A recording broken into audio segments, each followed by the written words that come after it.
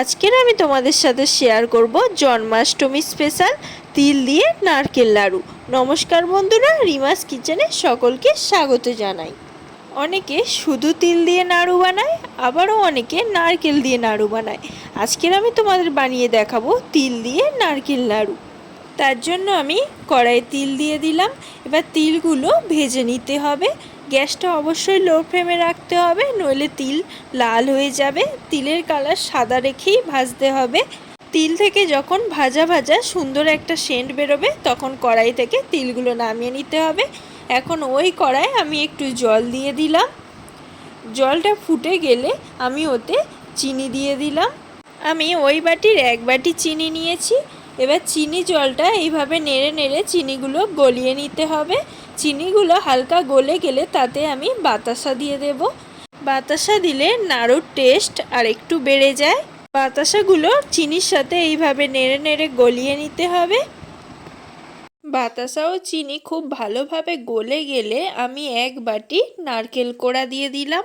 আমি এখানে ফ্রেশ নারকেল কোড়া ব্যবহার করেছি, কোনো রকম ড্রাই কোকোনাট বা ড্রাই কোকোনাট পাউডার নয়।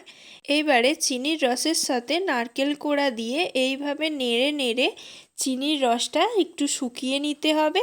চিনির রসটা একটু শুকনো হয়ে গেলে তাতে দিয়ে দেব তিল।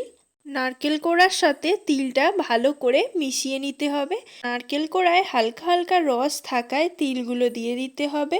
নারকেল একদম শুকিয়ে গেলে তিল দিলে হবে না। এইবার এইভাবে নেড়ে চেড়ে একেবারে নারকেলের রসটাকে পুরো শুকিয়ে নিতে হবে। এইভাবে আর একটু নেড়ে নেব।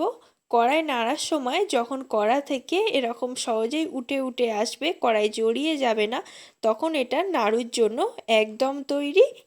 আপনারা চাইলে হাত দিয়েও দেখতে পারেন। নারকেল কোড়ায় হাত দিলে নারকেল কোড়া যদি চিটচিট করে, তাহলে সেটাও নাড়ুর জন্য একদমই তৈরি। কড়াই থেকে নারকেল নামিয়ে সঙ্গে সঙ্গে গোল পাকানো যাবে না, একটু রেখে দিয়ে হালকা একটু ঠান্ডা হলে নারকেল নাড়ুগুলো হাত দিয়ে গোল পাকিয়ে নিতে হবে।